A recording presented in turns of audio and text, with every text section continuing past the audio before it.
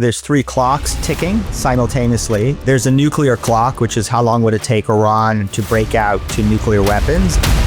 Second clock is the regime survival clock. Yeah. How long will it take before the Islamic Republic of Iran goes down? And then the third clock, it's the American political will clock. And in this sense, it's the Trump clock. And obviously the Battle of Hormuz is looming large. It seems to me there is a culture of defeatism almost around this war. The BBC and the intellectual elite in the UK, across Europe and the United States, I don't think they think Western civilization is worth defending. And they certainly hate the fact that it's the Israelis that are defending it. Yeah. The vast majority of Iranians want to see the end of the Islamic Republic of Iran and a return to Iranian civilization, to Persian civilization. Lining up against Trump and Bibi, the same people are finding themselves lined up against the vast majority of Iranians who want to see the end of the illegal occupation of their country by a brutal Islamist government. Hello, welcome back to the Brendan O'Neill Show with me, Brendan O'Neill, and my special guest today, Mark Dubowitz. Mark, welcome to the show. Thanks for having me, Brendan. Honored to be here. It's great to have you on. I have been spending the past few weeks trying to get to grips with what's happening in Iran, what's happening in that whole region, what the future might hold, not only for that region, but for the world. And I'm trying to read and talk to people as broadly as possible to try and get a handle on all these things. And you are very high on my list of people to speak to about this. People will be familiar with your work at the Foundation for the Defense of Democracies. You also host the Iran Breakdown podcast. You're also sanctioned by Iran. So I think you're the first person we've had on this podcast who's sanctioned by the Islamic Republic. I feel that's a great honor on your part. So you are someone who knows this issue incredibly well. So there's a lot of stuff I want to ask you about it in the next 30 minutes. But let's kick off just by asking you, I guess, how you think it's going. Is the war progressing in a way that you think is good? Is it hitting a few trouble spots? What's your take? So, Brendan, first of all, I hope Iran doesn't sanction the podcast. And I will hold that totally responsible for that. I think it's going well. I mean, I think the war is going better than I had anticipated. I've been working on this issue for 23 years. And I think the perception in Washington was always that the Islamic Republic was 10 feet tall. And there was nothing really we could do about it except endless rounds of negotiation, endless rounds of concessions. I think President Trump showed that not to be the case. They're not 10 feet tall, and the U.S. military and the Israeli military have cut the Islamic Republic down to size militarily, and we can go through the details. I think the remaining issues are still, there are some nuclear issues, some sites and highly enriched uranium that the United States needs to get, some sites that need to be shut down.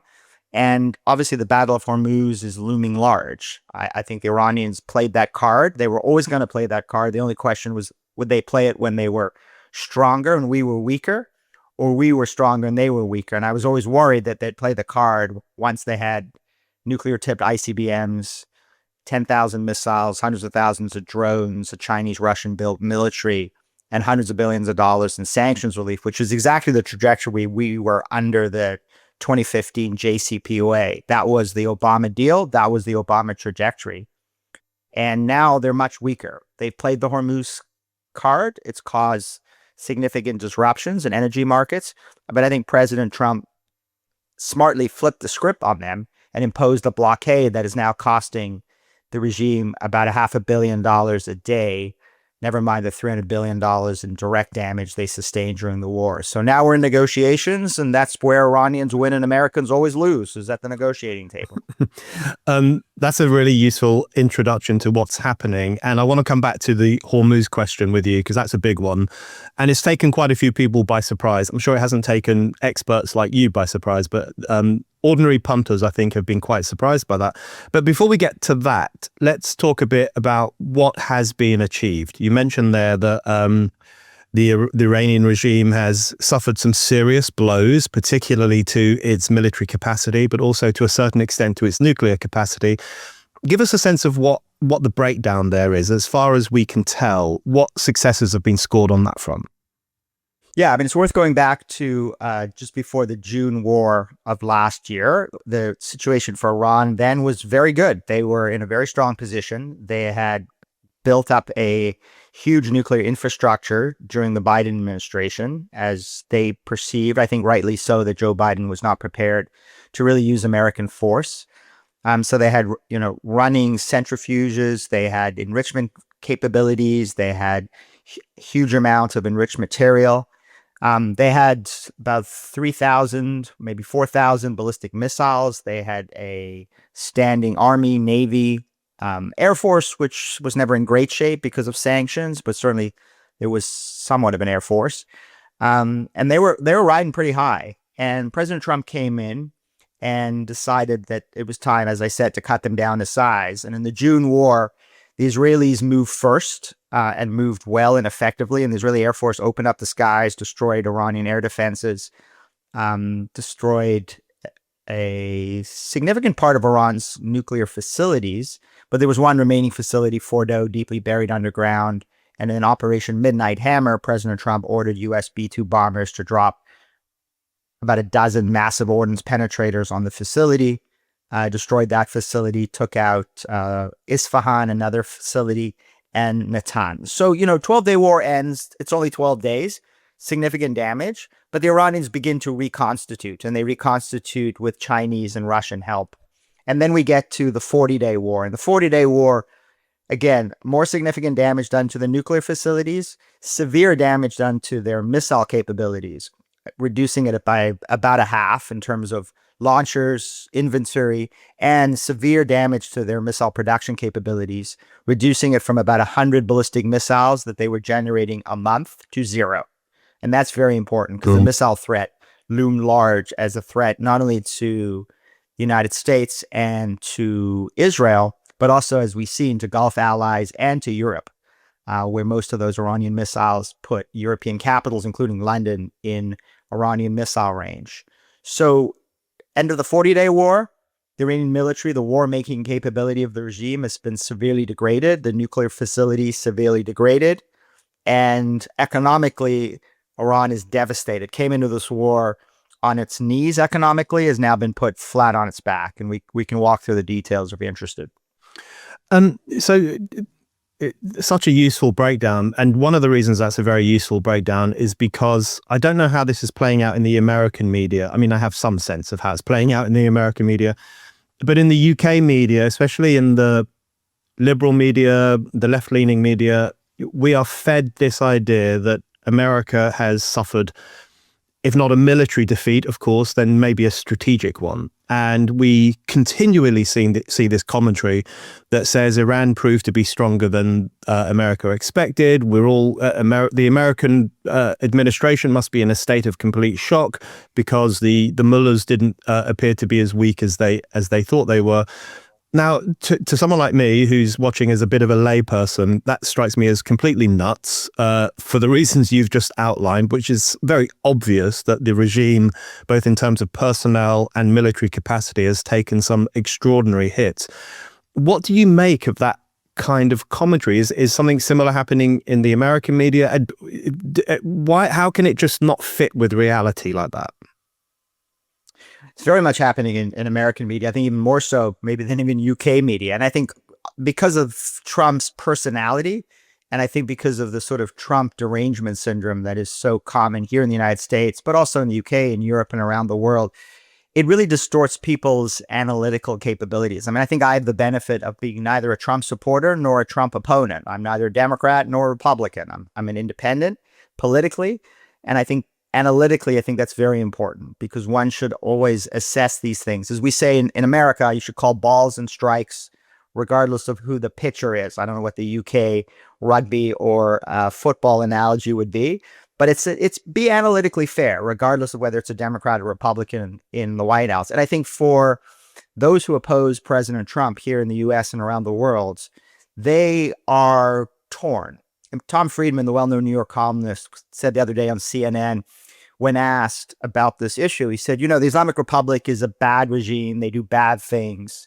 But President Trump and Benjamin Netanyahu are criminals. Yeah. And I have to say, I am torn, he said. Well, it's interesting. I mean, if you're torn between the United States winning or the Islamic Republic of Iran winning, then I think analytically you're in in a pretty bad place. I mean, this is the leading state-sponsored terrorism. They've been killing Americans for 47 years, killing, maiming, torturing, kidnapping, and not just Americans, of course, but Brits, Europeans, and clearly have done massive damage and bloodshed throughout the Middle East, killing hundreds and hundreds of thousands of Middle Easterners, including tens of thousands of Iranians. So, I mean, I think morally speaking, you should be on the side of the United States and Israel and the West. And analytically, if you're going to be a fair analyst and judge of these events, put aside the Trump derangement syndrome, the Bibi derangement syndrome, and just focus on facts. And then we can have a reasonable debate about how things are going.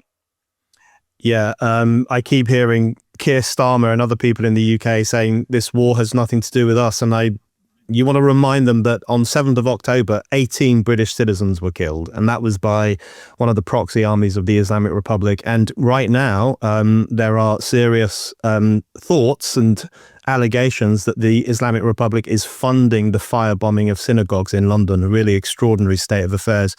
So anyone saying that this is nothing to do with us is living in cloud cuckoo land, as far as I'm concerned. Well, that's right, Brendan. I mean, so if I could just jump in on one thing. I mean, the Iranians have been planning and executing assassination plots on British soil. I mean, they've gone after British citizens. I mean, I think the UK today, London, is probably one of the most unsafe cities to travel in if you are sanctioned by Iran, like I am, or threatened by Iran, like many British Iranian dissidents are. And I know Scotland Yard and MI5 have been very active breaking up these plots on British soil. So there's no doubt the Iranians have been hunting for British citizens on British soil. And I just need to remind everybody that those Iranian missiles can reach the UK. And people talk about the great Satan, the United States, the little Satan, Israel. But it's worth remembering in the regime and their imagination, Britain is sort of the medium-sized Satan, very much historically and in contemporary regime conspiracy theories. You in the UK are considered to be as nefarious and as malicious as we in the United States are and as our friends in Israel are. So I jumped in a little bit there when you were describing some of the blows that the regime has suffered, and you gave a very good analysis of the of the military blows. Talk to me a little bit about the economic experience of the Islamic Republic. You said that it went into this war on its knees and now it's flat on its back, which is a very good analogy. And you mentioned earlier that it's costing them a lot of money now that Trump is blockading, taking action in Hormuz. Give us a sense of economically the experience that the Islamic Republic has had, I guess, over the past year, but also over the past few weeks. Yeah, I mean, if you look at just some of the economic indices, I mean, the regime came into the 40-day war with double-digit inflation, double-digit unemployment. The rial, the Iranian currency, had collapsed to 1.5 million rials for the US dollar. Just to give you a sense of that, on the eve of the Islamic Revolution 47 years ago, the rial was trading at 70 to 1. It is now at 1.5 million to 1. That obviously has triggered hyperinflation. And the regime has been running out of foreign exchange reserves. Most of it is frozen or restricted around the world. So they came into the war in bad economic shape. And as a result of that economic pressure, they also were facing ongoing and massive rounds of protests. Protests that began in the late 1990s, 2009, 2017, 18, 19, and then 2022, 2023. And then this huge protest that started in December 2025 and extended into January of this year, where literally hundreds of thousands of people were on the streets. And those protests were triggered not by North Tehranis in 2009 asking, "Where's my vote?" Or the women of Iran in 2022 taking off their hijabs because of gender apartheid. These protests were triggered by the Bazaris, the merchant class of Tehran, who are actually part of the support base of the Islamic Republic of Iran, who were protesting over the collapse in the economy and their inability to earn money in the bazaar. They triggered these protests, and the Islamic Republic had to literally slaughter its way through, killing over 40,000 Iranians. So coming into the 40-day war, Iran is on its knees economically. And then as a result of U.S. and Israeli bombing of critical economic infrastructure, going after the military and the missile base, and all of the economic after effects of that. We've calculated at FDD that they sustained about $300 billion in direct damage, which is almost the size of their GDP, which is pretty extraordinary. And now Iranian officials, including Pezeshkian, the Iranian president, is admitting that inflation now is not in double digits, in triple digits. 181% inflation, 2 more million Iranian jobs lost. And in addition to all that, it's $13 billion a month by having the U.S. blockading ships going into Iranian ports and ships leaving Iranian ports. And that's not just tough for Iran in terms of its ability to ship oil to China. That's tough because Iran can't import anything to keep its economy going. So severe economic damage in parallel to severe military and nuclear damage, and the regime is in a pretty bad place. I will get to this. There are still things that need to be done and still cards that the regime has played. So I don't want to be Pollyannish about this. There's still a tough road ahead. Okay, let's talk about the Strait of Hormuz. You've touched on it a few times already. I was talking to my brother the other day, who's not political at all, and he said he had previously never heard of the Strait of Hormuz, and now he thinks about it every day, thinking, what's going on in this seawater over there? And I think there's probably a lot of people like that, who it's suddenly exploded into the global consciousness as really an extraordinary flashpoint in this conflict between America and Iran, between, I would say, the Western world, if it had its act together, and the Islamic Republic of these kind of extremists. You weren't surprised that the Strait of Hormuz came into play. That's what I've gathered so far. The way in which it's played out, the fact that the regime played this card, and the fact that it seems to have taken quite a few people in the West by surprise, if not people like you, what have you made of how that part of the theater of war has played out so far? Could it become really problematic for the West, for the world, or do you think America will be able to get a handle on it?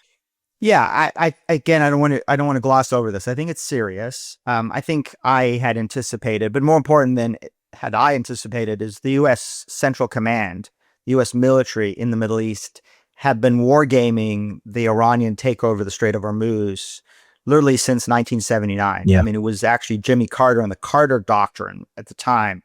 They made it very clear that the United States would see an Iranian attack against Hormuz as an attack against core American priorities. And so the United States has been planning for this for years.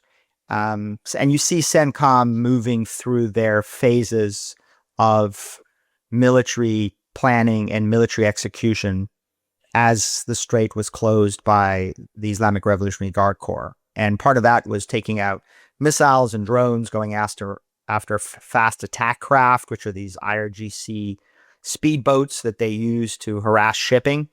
And they've been moving methodically through this. I think it's, Brendan, what we really see is, we are not a patient people, we in the West. Whereas the Islamic Republic of Iran is patient, and they play patiently. And they played their card. It was a dramatic card, and it's had significant knock-on effects for the price of oil, for our access to liquefied natural gas. And of course, this has had a more severe impact in the UK and in Europe and in Asia than it has in the United States, because the United States is an energy superpower. And so we're no longer in the situation we were in 79 or even in 73 when the Arab League imposed an oil embargo on the United States. We are energy self-sufficient. We're a net exporter, but still we are obviously prone as well to oil swings, and it has an impact on price of oil, price of gasoline, and U.S. inflation. So it has all of these knock-on effects. I think the U.S. military, again, has been moving through various phases. I think President Trump smartly played this reverse blockade on Iran, because I think we can survive longer than they can. And now the question is, in this sort of game of Hormuz chicken, who's going to blink first? Yeah. And the U.S. Navy has got to move to the next stage. President Trump has also got to be much more transparent about what needs to be done and the costs of this. But it's at some point the U.S. Navy is going to have to be escorting ships and tankers so that more and more tankers can get to international markets. By the way, we've seen this play out again. I mean, the reason this wasn't a surprise to me or anyone else is that in the 80s under Reagan, this is exactly what the Iranian regime did.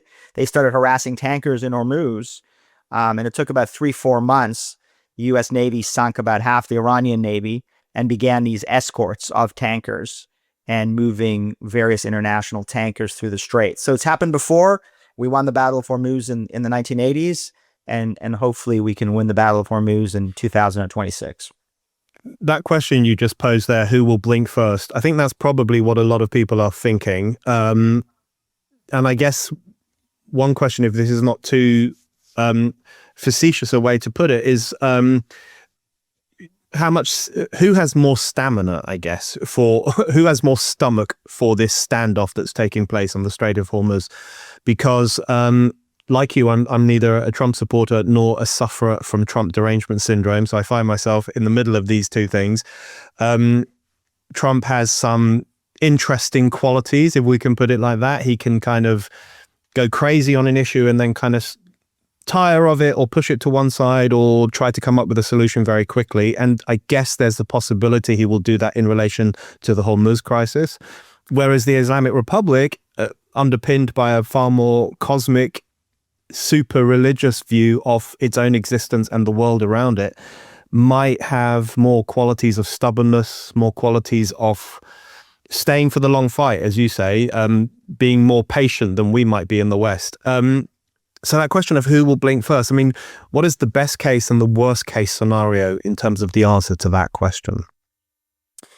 Yeah, I mean, I like to think of this as sort of there's 3 clocks ticking simultaneously. There's a nuclear clock, which is how long would it take Iran to break out to nuclear weapons? And there's been severe degradation of their nuclear capabilities. It's not obliterated, it's not eliminated, as President Trump likes to say. There's still problems with enriched material, with a facility called Pickaxe Mountain, which goes even deeper than what I mentioned Fordo did, where the Iranians could emerge with a immunized nuclear program. So that has to be addressed. But how long will it take for them to break out to nuclear weapons is the nuclear clock. I think the second clock is the regime survival clock. How long will it take before the Islamic Republic of Iran goes down? And obviously a weakened, fractured Iran facing severe economic pressure, military pressure, as well as significant pressure from their own people. I think today that clock is running out more quickly for the Islamic Republic than in its 47-year history. And then the third clock is the one you're talking about. It's the American political will clock. And in this sense, it's the Trump clock. And then there's an expression that people always use with Trump, sometimes rightly so, and sometimes not. And the Islamic Republic has got this one wrong, and that's taco. Trump always chickens out, taco. And the Iranians believe that Trump is taco. And they thought so since his first term, that he always chickens out. Of course, he killed Qasem Soleimani, the IRGC Quds Force commander, and didn't chicken out. He imposed massive pressure, economic pressure on the regime. He withdrew from the Obama deal. And then in the second term, he has now waged war against the Islamic Republic twice, in the 12-day war and the 40-day war. So far, Trump hasn't chickened out, and the Islamic Republic has got that wrong. Now, they may get it right this time, and now they're in negotiations, and they're playing their usual games. And as I said, the only place where Iranians have ever beaten Americans is at the negotiating table. So it is a question of whether Trump is prepared to hold his red lines.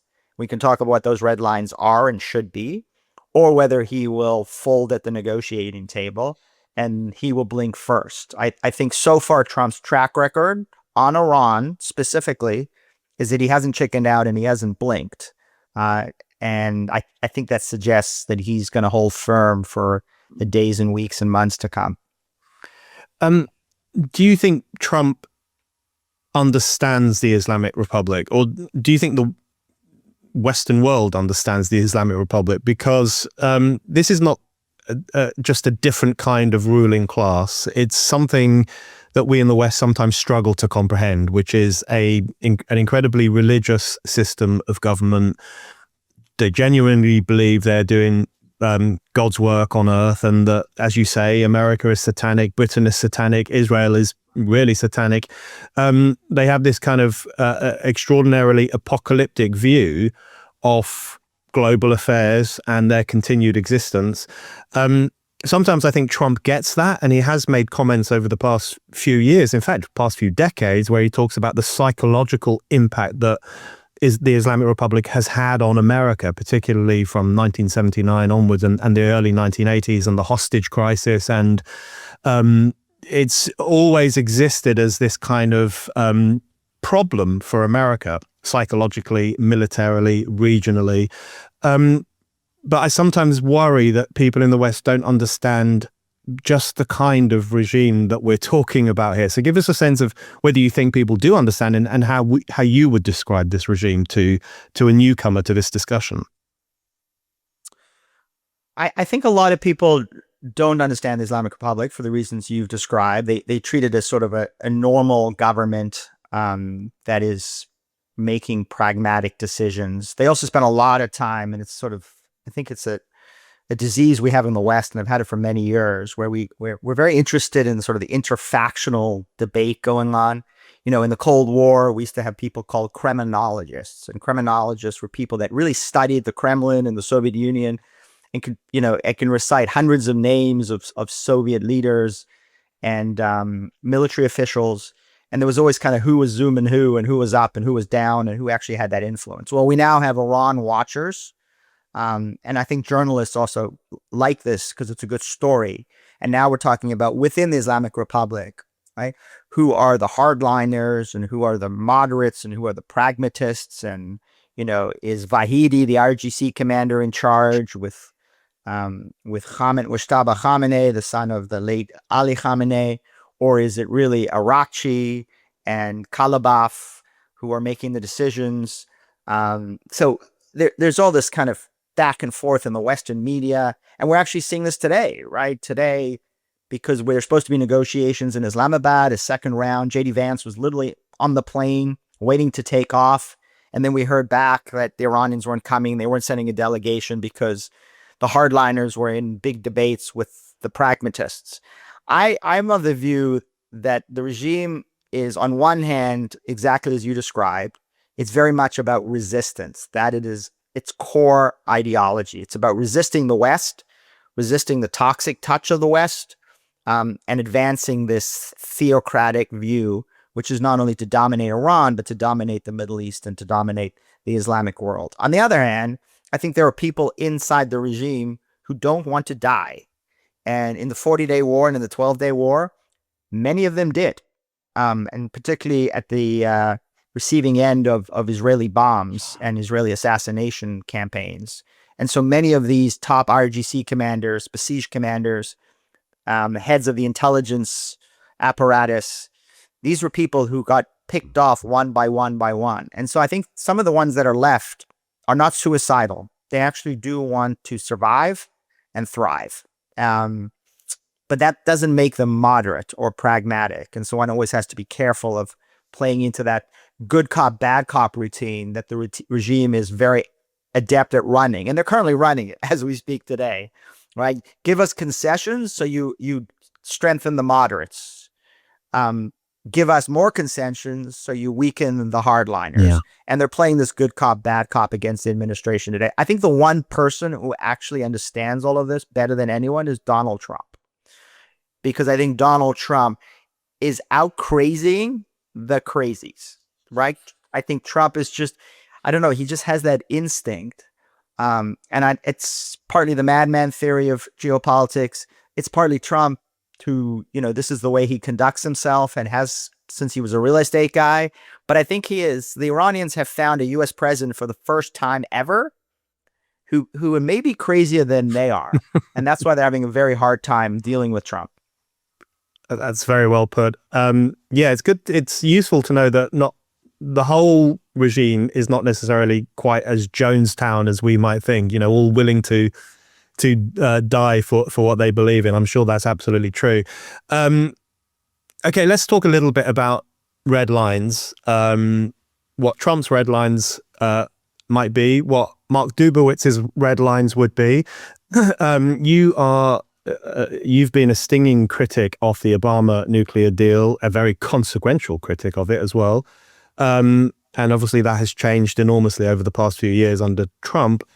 But it can sometimes be hard to figure out what Trump thinks victory would look like, because he seems to flit slightly between wanting regime change or just wanting a weakened regime, and it can kind of feel hard to figure that out.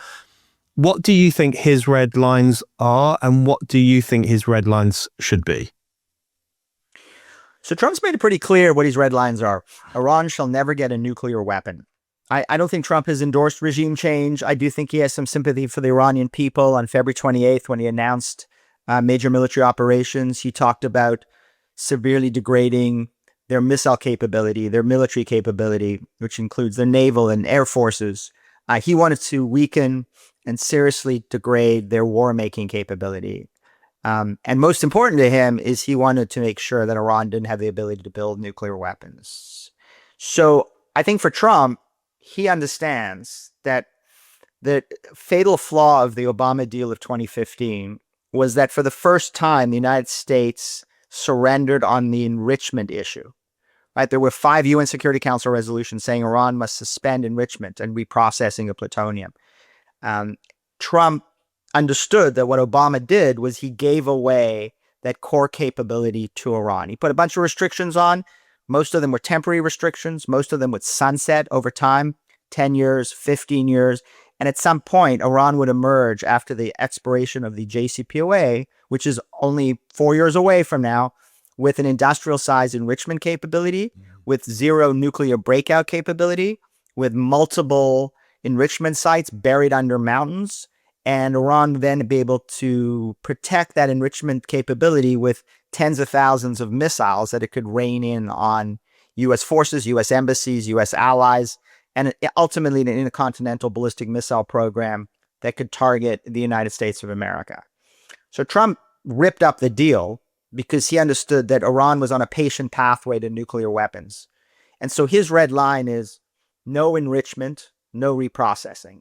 I'm not going to give you the capability to build nuclear weapons, because if you really want civilian nuclear energy, so Brendan, here's the real question. If you're Iran and you really want civilian nuclear energy, which is what Iran has claimed they want, not weapons, what have they sustained in order to get that civilian nuclear energy? Punishing sanctions that's probably cost them at least $1 trillion, right? 2 wars that has cost them their military and their supreme leader and a good part of their leadership. At least 7 rounds of protests from their people that they had to slaughter their way through, all for civilian nuclear energy, where like 22 countries around the world, they could have had civilian nuclear energy without enrichment or reprocessing and just bought the fuel rods from the international market. Yeah. That sounds ludicrous. And Trump knows it's ludicrous. And he knows that if he gives them enrichment, they're going to turn that into weapons-grade uranium, and then they're going to fashion that into a warhead, and then they're going to put that on a ballistic missile or an intercontinental ballistic missile. And even if they never fire it, now they have the ultimate weapon of blackmail. So I hope Trump holds that line and doesn't get out-negotiated by very savvy Iranian negotiators, including Arakchi, the foreign minister, who was part of the negotiations in 2015 and ran circles around then Secretary John Kerry and lead negotiator Wendy Sherman. So that would be a red line that I think Trump needs to stick to. I also think a second red line is we have to put severe restrictions on Iran's missile production capability. Right? We can leave them with some missiles and some launchers, but we must make sure that they can never get back to producing 100 or more missiles a month. In fact, they were on a trajectory to get to about 8,000 to 10,000 missiles, maybe even actually 11,000 missiles in about 2.5 years. Now imagine Iran with 11,000 ballistic missiles, right? This nuclear infrastructure where they can break out or sneak out to a weapon. And then they would control Hormuz, not temporarily, but permanently, because there'd be nothing we could do about it. There's no way we would go to war with a nuclear-armed Iran with 10,000 ballistic missiles and ICBMs, 500,000 drones, and a Chinese and Russian-built military. That would have been a permanent stranglehold over the global economy. Very useful. Okay, Mark, my last question for you. I hope it's not too much of a depressing question to end with, but I want to ask you about the home front. That's the thing that's interesting me most, the kind of attitude to this war in the US, also in Britain. In Britain, there is a lot of cynicism. I blame the BBC for a lot of it. It's just the BBC drips with cynicism about everything Trump does, including what's going on right now in Iran and the region. We also have an Israelophobia problem in our media. Everything Israel does is seen as demonic and criminal and genocidal. So it seems to me there is a culture of defeatism almost around this war, even though it is not comparable to the Iraq war. We haven't seen boots on the ground. We hope the US and Israel are not going to get bogged down in this war for decades and decades, as has happened in past conflicts. But even so, still, there is this kind of defeatist attitude. What do you think that is about? What does it represent? And what could we do about it? It's a profound question. I don't think I have a profound answer. I think there's Trump derangement syndrome, there's Bibi derangement syndrome. Certainly outside the United States, I think and inside the United States too. I mean, I think there's also a sense that Western civilization is not worth defending. Yeah. I'm reading a wonderful book. It's about 1,000 pages long. It's the history of Western civilization. And in the preface, the two authors make the case that there has been a profound assault in academia and in the media and in our culture on Western civilization. That we've raised a generation of people who are not proud to be part of that civilization, and instead, they've been taught that Western civilization is evil. And so I think you have a situation today where we are defending Western civilization. The Israelis are really on the front line against a brutal enemy of radical jihadists and Islamists. And the BBC and the intellectual elite in the UK, across Europe and the United States, I think, number one, I don't think they think Western civilization is worth defending. And they certainly hate the fact that it's the Israelis that are defending it. Yeah. And then to make matters worse, you get this war where we are defending Western civilization against the Islamic Republic of Iran. And by the way, it's always worth noting, it's amazing in these intellectual circles, that the vast majority of Iranians want to see the end of the Islamic Republic of Iran and a return to Iranian civilization, to Persian civilization, to another incredibly proud and rich civilization that contributed an immense amount in the ancient world. So in a sense, lining up against Israel, lining up against America, lining up against Trump and Bibi, the same people are finding themselves lined up against the vast majority of Iranians who want to see the end of the illegal occupation of their country by a brutal Islamist government that has murdered, tortured, and raped the women of Iran. I mean, I'll just tell you real quickly, because your viewers may not know this, but to end the women life freedom protests of 2022, 2023, remember, these were women who took to the streets because they didn't want to wear a hijab that was being enforced by the regime. They took to the streets in massive numbers, and many of them were killed, jailed, tortured, and raped.